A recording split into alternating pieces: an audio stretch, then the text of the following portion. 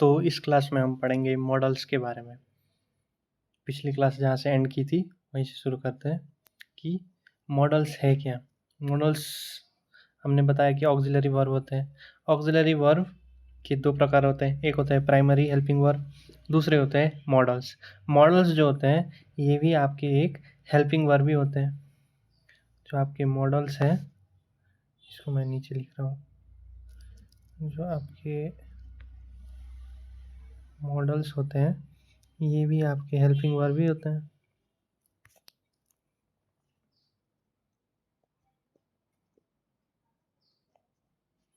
ये भी आपके हेल्पिंग वर्ब ही होते हैं। और इनके बाद जो वर्ड आता है ना, इनके बाद जो भी वर्ड आएगा वो हमेशा वर्ब का बेस फॉर्म होगा। हमेशा वर्ब का बेस फॉर्म होगा। बेस फॉर्म का मतलब है कि इसमें आईएनजी नहीं लगेगा। आईएनजी नहीं लगेगा। एग्जाम्पल आपको मैं एग्जाम्पल दे रहा हूँ वर्ब के मॉडल्स का।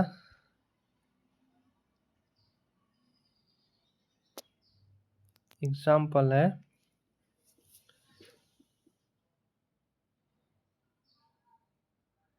This house is big. अब यहाँ पे इज जो है वो आपका ऑक्सिलरी वर्ब है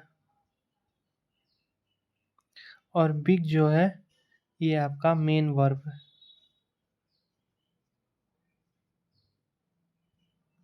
ठीक है, और जो बिग है ये आपका मेन वर्ब है। लेकिन मॉडल्स तो कभी आपके मेन वर्ब होते ही नहीं, तो इसमें मॉडल्स कहाँ है? इसमें मॉडल है? इसमें मॉडल ही नहीं है। दूसरा एग्जांपल देखिए आप कि you can do it. You can do it. You, आप यह कर सकते हो। अब इसमें यू क्या हो गया? यू हो गया आपका सब्जेक्ट। बात किसके बारे में की जा रही है? यू यानी कि आप।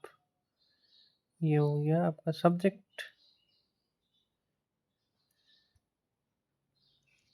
डू, डू क्या है?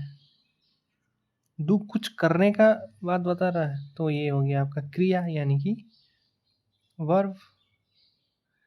एक बात आप समझिए कि जो भी वर्ब होगा ना, वर्ब के आगे सब्जेक्ट लगता है, वर्ब के बाद ऑब्जेक्ट लगता है,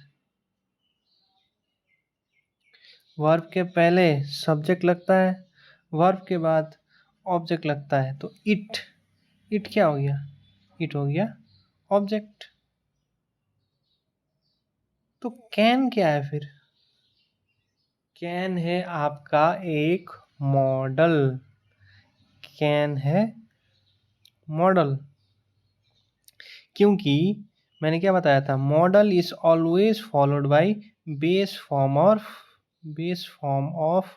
वर्ब। डू, डू में आईएनजी है? डूइंग है? नहीं है ना, डूइंग नहीं है, डू है। डज नहीं है, डू है। ठीक है, इसलिए कैन जो कि फॉलोड है एक बेस फॉर्म ऑफ वर्ब से, वो एक मॉडल है। और मॉडल जो है कभी, अच्छा एक बात समझिए कि मॉडल के भी अलग अलग टाइप होते हैं। ठीक है, आप आप इसको एकदम लोड मत लीजिए, आराम से समझिए कि जो मॉडल्स होते हैं उनके बाद हमेशा वर्ब का बेस फॉर्म आता है। No ING, no ES. इसी तरह से आप मॉडल्स को पहचान सकते हैं। और एक और बात समझिए कि वर्ब है ये डू वर्ब है। वर्ब से पहले हमेशा आएगा आपका सब्जेक्ट। सब्जेक्ट या तो आपका नाउन हो सकता है, सब्जेक्ट या तो आपका नाउन हो सकता है या तो प्रोनाउन हो सकता है। अब यू कोई नेमिंग वर्ड है क्या? हम जब पढ़ते हैं नाउन की डेफिनेशन क्या है? नाउन की डेफिनेशन है कोई भी एक ऐसा सब्सटेंस, कोई भी एक ऐसा चीज या व्यक्ति जिसका कि नाम हो। लेकिन यू तो किसी का नाम हो ही नहीं सकता। तुम, अगर हिंदी में यू को बोला जाए तो तुम क्या नाम है? नहीं। तुम तो हम तब यूज करते हैं जब किसी का नाम मालूम नहीं होता या नाम यूज नहीं करना हो हमको। जैसे कि तुमने ये बोला था, राज ने ये बोला था। जब हम राज का इस्तेमाल करते हैं तो वो हो गया नाउन। लेकिन जब हम बोलते हैं कि तुमने यह बोला था या उसने यह बोला था, तो ये तुमने या उसने जो है वो प्रोनाउन है। तो यहाँ पे देखिए यू है, पक्का ये नाउन तो नहीं है क्योंकि यू तो किसी का नाम हो ही नहीं सकता। किसका होगा ऐसा अटपटा नाम? हो गया आपका प्रोनाउन। और ये हो गया सब्जेक्ट की बात। और सेम कहानी है आपके ऑब्जेक्ट के साथ। वैसे ऑब्जेक्ट कौन, आप समझते हो कि एक सेंटेंस में सब्जेक्ट कौन होता है और ऑब्जेक्ट कौन होता है?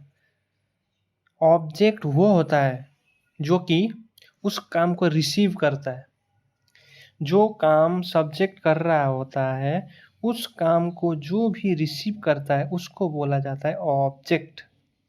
या उसका इफेक्ट किस पे पड़ता है उसको बोला जाता है ऑब्जेक्ट। ऑब्जेक्ट की कहानी भी हमारे सब्जेक्ट की जैसे ही है। ये भी या तो आपका नाउन होगा या होगा प्रोनाउन, या तो नाउन होगा या होगा प्रोनाउन। अब इट क्या है? इट नाउन है कि प्रोनाउन है? ये तो बड़ी गड़बड़ सी बात है। आपको क्या लगता है, नाउन है या प्रोनाउन है? इट किसी का नाम हो सकता है क्या? नहीं। तो इट तो प्रोनाउन हुआ ना यहाँ पे। देखिए, इसको आप रट मत लीजिए क्योंकि अलग अलग सेंटेंस में ये अलग अलग तरीके से अप्लाई होता है। अगर कोई भी सेंटेंस में वर्ड इधर उधर आगे पीछे हो गया तो उसका पार्ट्स ऑफ स्पीच भी बदल जाएगा। अब और सोचते हैं समझते हैं हम मॉडल्स के बारे में। ये मैंने आप एक एग्जांपल दिया था मॉडल के बारे में। अब और एग्जांपल से आप समझिए।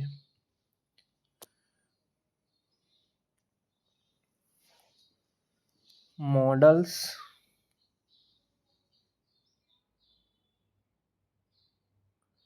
मॉडल्स होते हैं तीन टाइप के।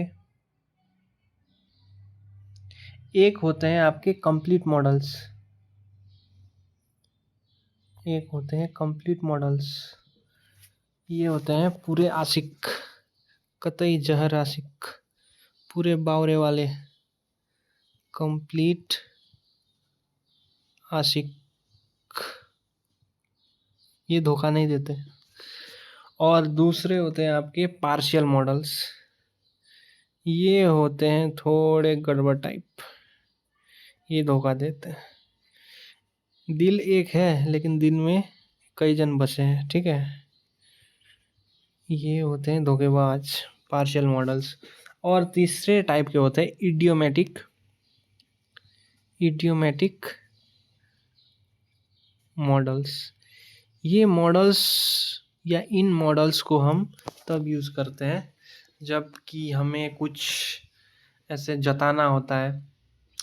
जैसे हम बोलते हैं ना idiom and phrases, in models का यूज़ वहाँ पे होता है, इडियोमेटिक मॉडल्स। तो पहले समझते हैं कंप्लीट मॉडल्स के बारे में कि ये जो पूरे वाले आशिक हैं ये है कौन। तो पूरे वाले आशिक है आपके कैन। पूरे वाले आशिकों में सबसे पहला नंबर है कैन का।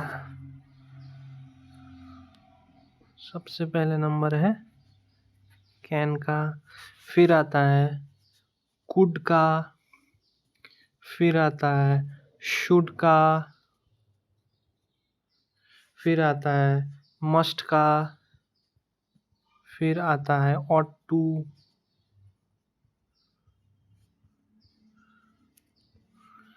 फिर आता है विल, फिर आता है शैल, फिर आता है वुड, फिर आता है मे, फिर आता है माइट। ये सारे के सारे पक्के वाले आशिक हैं, यानी कि ये हमेशा आपके मॉडल्स के तरह ही काम करेंगे। ये कभी भी दूसरे पार्ट्स ऑफ स्पीच की तरह एक्ट नहीं करते। ठीक है, और अब समझते हैं पार्शियल मॉडल्स के बारे में। ये पार्शियल मॉडल्स कौन है भाई? ये तो पार्शियल, नाम ही में पार्शियल। पार्शियल का मतलब क्या होता है? पार्शियल का मतलब होता है आधा या बायस्ड। तो ये जो बायस्ड वाले मॉडल्स है ना, ये दूसरे पार्ट्स ऑफ स्पीच की तरह एक्ट करते हैं। इनमें आप दो और ये दो होते हैं, आपके दो।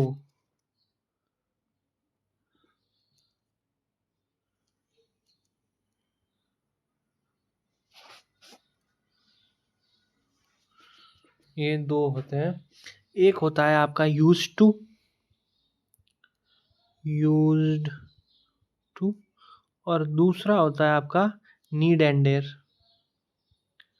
Need and dare. ये होते हैं आपके पार्शियल मॉडल्स। इडियोमेटिक मॉडल्स के बारे में मैं आपको बाद में बताऊंगा। तो पहले कंप्लीट आशिक के बारे में जान लेते कि कैन, कुड, वुड, शूट क्या होता है। कैन,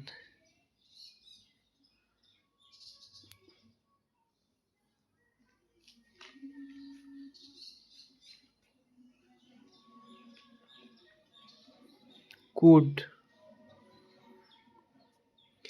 ये ना आपका क्या बताते हैं, आपकी कैलिबर बताते हैं, यानी कि आप क्या कर सकते हो, आपकी क्षमता बताते हैं, आप क्या क्या मतलब कि आपसे होगा इन अ सेंटेंस, ये वो बताता है। ठीक है, या हम कहें ये आपका प्रेजेंस यानी कि अवस्था बताता है, कैन और कुड। ठीक है, जैसे एग्जाम्पल, एग्जाम्पल कैन और कुड के लिए, आई कैन सिंग, कि मैं गा सकता हूँ, कि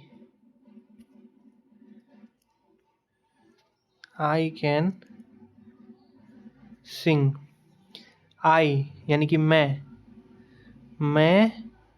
गा सकता हूँ, हुई ना क्षमता कि आप क्या कर सकते हो। ये हो गया आपका प्रेजेंट टेंस में। अब इसी को पास्ट टेंस में करना होता तो आप सिंपली लिख देते आई यूज टू या could sing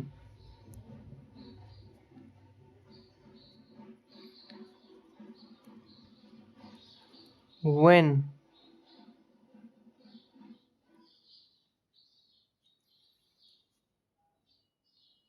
I was young. मैं गा सकता था जब मैं यंग यानी कि जवान था। कुड, कुड ने क्या बताया, अवस्था क्षमता बताई। तो कैन और कुड की यही कहानी बताते हैं दोनों भाई, क्षमता। इसके बाद मस्ट, ऑट टू, इन चीज़ों के बारे में आज आप समझ लीजिए। मस्ट, ये मस्ट क्या है, ये ऑट टू क्या है, ये शुड क्या है। मस्ट, मस्ट जो होता है ना, आप इससे किसी को उसकी, उसका, उसकी या उसका जो भी है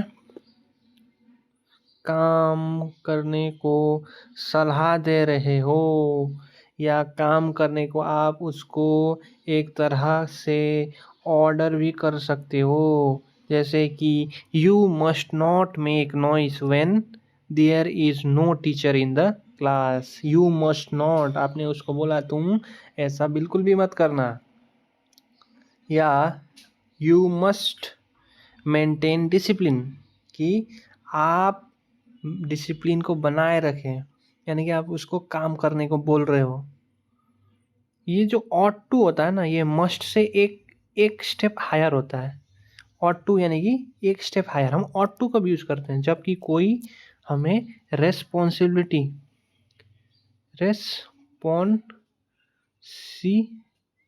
PILITY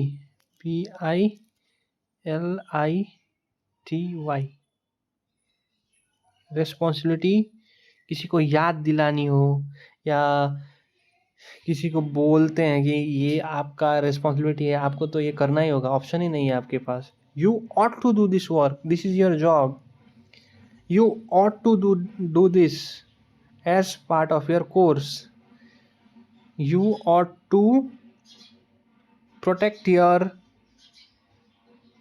family, a soldier ought to guard his country या प्रोटेक्ट हिज कंट्री। तो रेस्पॉन्सिबिलिटी जब हम याद दिलाते हैं ना, उसको उस सेंटेंस में हम ought to यूज़ करते हैं। और शुड भी हम रेस्पॉन्सिबिलिटी के लिए ही यूज़ करते हैं, लेकिन ये उतना डीप नहीं होता, यानी ये उतना इंटेंस नहीं होता जितना कि ought to होता है। ठीक है, शुड में ऐसा करना चाहिए था, ये कर देते तो, उसको ऐसा करना चाहिए था, उसने नहीं किया, ये सब शुड है। You should not run fast, आपको ऐसा नहीं करना चाहिए। तो ये शुड वाले, शुड थोड़ा कमज़ोर है आपका ऑट टू से। और मस्ट में हम आप किसी को काम या ऑर्डर करने के लिए बोलते हैं।